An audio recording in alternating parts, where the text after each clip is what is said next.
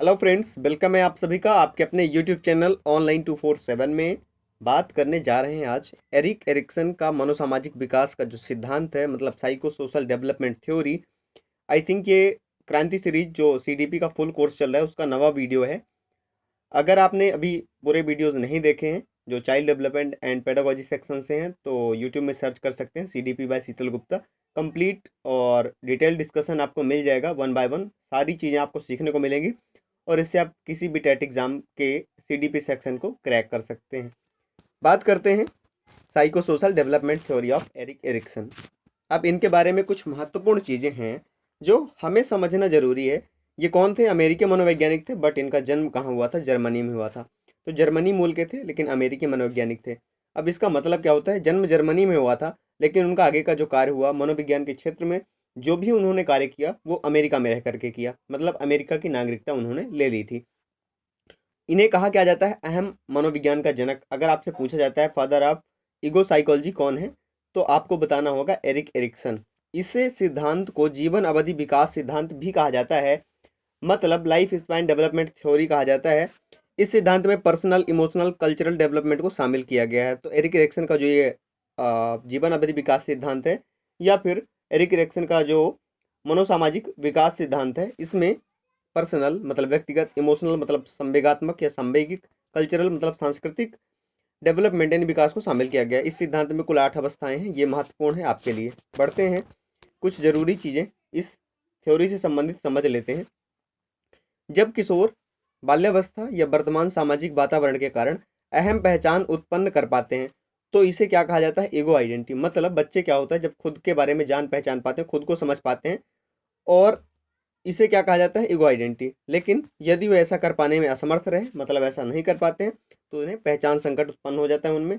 और वो मतलब इसे कह देते हैं, पर रोल कन्फ्यूजन कह सकते हैं, फिर या आइडेंटिटी क्राइसिस कह सकते हैं, या भूमिका संभ्रांति कह सकते हैं।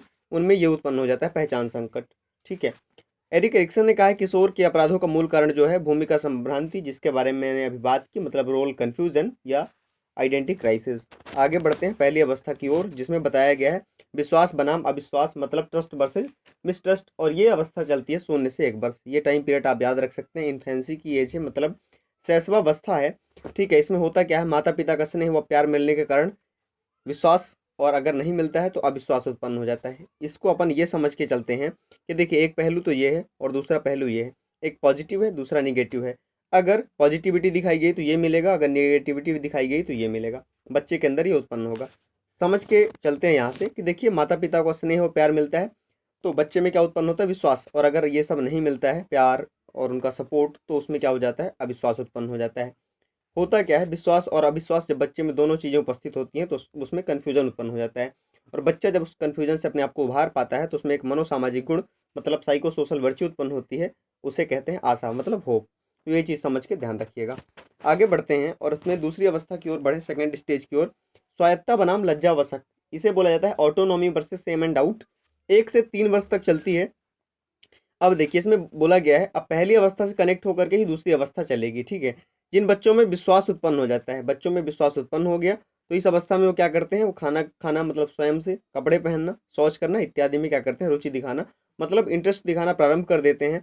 और माता पिता को क्या करना चाहिए? बच्चों के ऐसे कार्यों की सराहना करनी चाहिए, उन्हें प्रोत्साहित करना चाहिए। इसके विपरीत यदि उन्हें प्रोत्साहित ना किया जाता है बल्कि डांट डपट दिया जाता है, तो उन्हें लज्जा व शक का अनुभव होने लगता है। बच्चे को लगता है कि मेरे अंदर ये ऐसी कुछ कमी है। उन्हें मतलब खुद की शक्ति पर, खुद की क्षमता पर लज्जा व शक होने लगता है। होता क्या है? जब बच्चे में स्वायत्ता और लज्जा दोनों चीज़ें उपस्थित होती हैं बराबर मात्रा में, तो उसमें एक कन्फ्यूजन उत्पन्न होता है। और जब उस कन्फ्यूजन से बच्चा अपने आप को उभार पाता है तो उसमें एक मनोसामाजिक गुण उत्पन्न होता है, जिसे कहते हैं इच्छा शक्ति। स्पीड ज़्यादा है ताकि कम समय में कंटेंट मिल सके। वीडियो को 2 बार देखिएगा आप, क्योंकि 12 मिनट का वीडियो अगर 6 मिनट में हो जाता है तो 6-6 मिनट को 2 बार देख लीजिए आप। ठीक है। नोट्स तीसरी बार बना लीजिएगा, कोई दिक्कत नहीं है। ठीक है। तो आई होप कि ये सारी चीज़ें, इसका स्क्रीनशॉट ले लीजिएगा आप। बढ़ते हैं यहाँ से आगे की ओर और तीसरी अवस्था में चलते हैं। तीसरी अवस्था है पहल बनाम दोस्त। 3 से 5 वर्ष तक चलती है। अर्ली चाइल्डहुड मतलब प्रारंभिक बाल्यावस्था का समय है। और देखिए, ये पहल बनाम दोस्त, इंग्लिश में इसे इनिशिएटिव वर्सेस गिल्ट बोला जाता है। इसमें होता क्या है? अब देखिए, दूसरी अवस्था में स्वायत्ता बनाम लज्जा व शक था। तो जिनमें स्वायत्ता की भावना विकसित हो जाती है तो बच्चे क्या करते हैं? अपने आसपास के वातावरण में, अपने आसपास जाकर के क्या कर देते हैं? अन्वेषण मतलब डिस्कवर करना शुरू कर देते हैं, मतलब एक्सप्लोर करना, खोज करना शुरू कर देते हैं। जिससे मतलब जिस चीज़ को पहल की संज्ञा दी जाती है। बच्चे अगर डिस्कवर करते हैं अपने आस-पास के वातावरण में जाकर, तो इसे पहल की संज्ञा दी जाती है। और माता-पिता को क्या चाहिए या शिक्षकों को क्या चाहिए, अब जिसे भी समझें आप, ठीक है? बच्चों के ऐसे कार्यों की सराहना करनी चाहिए। अब शिक्षक तो यहाँ पे क्या ही होंगे, माता-पिता होंगे, तो बच्चों के ऐसे कार्यों की सराहना की जानी चाहिए। अगर आलोचना की जाती है तो उनमें दोष भाव उत्पन्न हो जाता है। देखिए, अगर सराहना करते हैं तो पहल, और अगर आलोचना करते हैं उनमें तो दोष का भाव उत्पन्न हो जाता है। अब होता क्या है, पहल और दोष दोनों बराबर मात्रा में उपस्थित हों तो बच्चे में कन्फ्यूजन उत्पन्न होगा। बच्चा अपने आप को उस कन्फ्यूजन से जब उभार पाएगा तो उसमें एक मनोसामाजिक गुण उत्पन्न होगा, जिसे हम बोल देते हैं उद्देश्य, मतलब वर्च्यू। सेकंड में क्या उत्पन्न होती है, विल पावर मतलब इच्छा शक्ति। पहले में क्या उत्पन्न होती है, आशा। तो ये जो साइको सोशल वर्च्यू के बारे में बात की गई है, मतलब मनोसामाजिक गुण, किस अवस्था में क्या उत्पन्न होता है, ध्यान रखिएगा, एग्जाम में पूछा जाएगा। क्योंकि यहाँ से अभी क्वेश्चन नहीं बने हैं तो 100% चांस है कि यहाँ से क्वेश्चन बनेंगे। चौथी अवस्था है परिश्रम बनाम हीनता, इसे हम बोल देते हैं industry versus inferiority. Letter childhood का टाइम पीरियड है, मतलब उत्तर वाले अवस्था का 6 से 12 वर्ष चलता है। और देखिए, जब बच्चों के पहल को प्रोत्साहन मिलता है तो अपनी एनर्जी को एक नए डायरेक्शन में और मतलब नॉलेज गेन करने में लगाते हैं। और अगर उनकी आलोचना की जाए तो उनमें हीनता की भावना विकसित हो जाती है। अब होता क्या है एक्चुअल में कि जब बच्चों की पहल को, मतलब जो हमने पहल बनाम दोष पढ़ा, पहल बनाम दोष मतलब इनिशिएटिव वर्सेस गिल्ट, तो अगर इनिशिएट को प्रोत्साहन मिला, अप्रिशिएट किया गया, तो उनमें परिश्रम की भावना विकसित होगी। और इसकी आलोचना की जाए तो उनमें हीनता की भावना विकसित होती है। टाइम पीरियड कब से कब तक का, 6 से 12 वर्ष तक का। अब होता क्या है, परिश्रम और हीनता दोनों भाव विकसित हो जाएं बच्चे में बराबर मात्रा में तो उसमें कन्फ्यूजन उत्पन्न हो जाएगा। और बच्चा जब इस कन्फ्यूजन से अपने आप को उभार पाता है तो उसमें एक मनोसामाजिक गुण मतलब सामर्थ्यता, जिसे हम कॉम्पिटेंसी बोलते हैं, ये उत्पन्न होता है।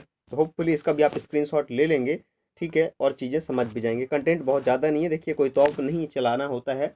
टेट एग्जाम में भी आपको आराम से ही क्वेश्चंस को डील करना होता है, बट कॉन्सेप्ट्स को जब तक आप डीपली नहीं पढ़ेंगे, ठीक है, तो समझने में या सॉल्व करने में दिक्कत जाएगी ही जाएगी। बात करते हैं पाँचवें की, पहचान बनाम संभ्रांति, इसे हम बोलते हैं आइडेंटिटी वर्सेस कन्फ्यूजन। ये पाँचवीं अवस्था है। किसी भी टेट एग्जाम में पाँचवीं अवस्था तक के ही क्वेश्चन बनते हैं, ठीक है, बट हम सिक्स, सेवन्थ और एट्थ स्टेज पर भी चर्चा करेंगे। किशोरावस्था का समय है, 12 से 18 वर्ष तक चलता है। अब इसमें होता क्या है, पहचान मतलब बच्चा आइडेंटिटी प्राप्त करने की कोशिश करता है, खुद की पहचान प्राप्त करने की कोशिश करता है। पहचान कैसे प्राप्त करेगा कि वह कौन है, कहाँ जा रहे हैं, मतलब किस डायरेक्शन में जा रहे हैं, वो हैं तो हैं किस लिए। ये सारी चीज़ें बच्चों के दिमाग में चलती रहती हैं, मतलब किशोरों के दिमाग में चलती रहती हैं। और जब इनका आंसर पा लेते हैं बच्चे तो उनमें पहचान विकसित हो जाती है। और अगर अपनी पहचान प्राप्त करने में असमर्थ रहे तो उसमें संभ्रांति मतलब कन्फ्यूजन की स्थिति निर्मित हो जाती है। जब पहचान और संभ्रांति दोनों कन्फ्यूजन उत्पन्न कर देते हैं बच्चे के मन में, और बच्चा इस चीज़ से अपने आप को उभार पाता है, तो उनमें कर्तव्य परायणता मतलब फेडिलिटी का जो मनोसामाजिक गुण है, मतलब साइको सोशल वर्च्यू है, वो उत्पन्न होता है। तो पहले में हमने देखा था क्या उत्पन्न होता है, पहले में उत्पन्न होती है आशा, दूसरे में होती है इच्छा शक्ति, तीसरे में उत्पन्न होती है, थर्ड में कमेंट कीजिए आपने क्या बताया था। हमने देखा था उद्देश्य, उद्देश्य के बाद हमने चौथे में देखा था जिसमें परिश्रम बनाम हीनता में सामर्थ्यता का मनोसामाजिक गुण उत्पन्न होता है, और पांचवी अवस्था पहचान बनाम संभ्रांति में उत्पन्न होता है कर्तव्य परायणता। तो इस तरह से आपको पांचों चीजें याद रखनी है। छठवीं चीज पे भी चर्चा करेंगे, घनिष्ठता बनाम अलगाव। 20 से 30 वर्ष मतलब हम कह सकते हैं आरंभिक वयस्कावस्था है। घनिष्ठता बनाम अलगाव को इंटीमेसी वर्सेस आइसोलेशन बोल देते हैं। आरंभिक वयस्कावस्था मतलब एडल्टहुड का पीरियड है ये, ठीक है, अर्ली एडल्टहुड कह सकते हैं, ठीक है। इस अवस्था में व्यक्ति क्या होता है, दूसरों के साथ धनात्मक सहसंबंध बनाने की कोशिश करता है। यदि वह इसमें सफल रहा तो उसमें घनिष्ठता, और अगर नहीं रहा तो अलगाव का भाव उत्पन्न हो जाता है। और जब घनिष्ठता और अलगाव दोनों बराबर मात्रा में बच्चे में उपस्थित होते हैं तो बच्चा कन्फ्यूज होता है। बच्चे में कन्फ्यूजन की या वयस्क में कन्फ्यूजन की स्थिति निर्मित हो जाती है। अब होता क्या है, जब इस कन्फ्यूजन से अपने आप को उभार पाता है तो उसमें एक मनोसामाजिक गुण जिसे हम प्यार कहते हैं, प्यार सभी करते हैं, ठीक है, और वो उत्पन्न होता है। आगे बढ़ते हैं यहाँ से, जन्नात्मकता बनाम अलगाव। यहाँ से बहुत रेयर कंडीशन में क्वेश्चन पूछे जाते हैं, ठीक है, मैं कुछ चीज़ें मजाक में बोल देता हूँ बट सीरियस मत लीजिएगा। जन्नात्मकता बनाम अलगाव मतलब जनरेटिविटी वर्सेस स्टिग्रेशन। आगे बात करते हैं, ये 40 से 50 वर्ष तक चलती है, 40 से 50 वर्ष तक चलती है, इसका टाइम पीरियड है, ठीक है। इसमें होता क्या है, व्यक्ति में जन्नात्मकता का भाव, जन्नात्मकता का मतलब क्या होता है कि अगली पीढ़ी के लिए कुछ ना कुछ ऐसी चीज़ बना के जाए, मतलब धनात्मक चीज़ों का अंतरण, ठीक है, करके जाएँ, या कुछ ऐसी चीज़ें बना के जाएँ जो हमारी आने वाली पीढ़ी के लिए मतलब पॉजिटिव हों, ठीक है। यदि व्यक्ति में जन्नात्मकता उत्पन्न नहीं होती है तो उसमें स्थिरता आ जाती है, मतलब व्यक्ति रुक जाता है, स्थिर हो जाता है। जन्मात्मकता और स्थिरता दोनों बराबर मात्रा में उपस्थित हो तो बच्चे मतलब बच्चा तो क्या ही कहेंगे इसको, मध्य वयस्क अवस्था 40 से 50 वर्ष का है, तो उसमें मतलब कन्फ्यूजन की स्थिति निर्मित होती है। और जब ये कन्फ्यूजन खत्म होता है तो एक मनोसामाजिक गुण जिसे हम केयर बोल देते हैं, देखभाल, तो ये उत्पन्न होता है। होपफुली समझ गए होंगे, यहाँ से बहुत ज़्यादा क्वेश्चन पूछा नहीं जाता। अगर आपसे पूछा जाए कि सातवीं अवस्था कौन सी है, तो याद रखिएगा जनरेटिविटी वर्सेस स्टेग्रेशन, या अपन कह सकते हैं जन्मात्मकता बनाम अ- अलगाव, सॉरी ये यहाँ पे स्थिरता होनी चाहिए, अलगाव गलती से लिख गया है। तो ये चीज़ आपने ध्यान रखना है। मनोसामाजिक गुण कौन सा उत्पन्न होता है, देखभाल। यहाँ से आगे बढ़ते हैं और बात करते हैं संपूर्णता बनाम निराशा, मतलब इंटीग्रिटी वर्सेस डिस्पेयर। मनोसामाजिक गुण इसमें उत्पन्न हो क्या होता है, परिपक्वता। इसके बारे में समझ लेते हैं। 60 से मृत्यु तक चलती है ये अवस्था, मृत्यु तक चलती है, मतलब बुढ़ापे का टाइम पीरियड है। इसमें होता क्या है, व्यक्ति ने अपने जीवन में कितनी उपलब्धियां हासिल की, इन सब चीज़ों के बारे में क्या करता है, वो आकलन करता है। अगर पॉजिटिव अचीवमेंट्स ज़्यादा रही तो उसमें संपूर्णता का भाव विकसित होता है, नहीं तो फिर निराशा का भाव विकसित होता है। संपूर्णता और निराशा दोनों का भाव उपस्थित होने पर मतलब कन्फ्यूजन की स्थिति निर्मित होती है। और इस कन्फ्यूजन से जब अपने आप को व्यक्ति उभार पाता है तो उसमें परिपक्वता मतलब मैचुरेशन का भाव उत्पन्न होता है, या मनोसामाजिक गुण उत्पन्न होता है।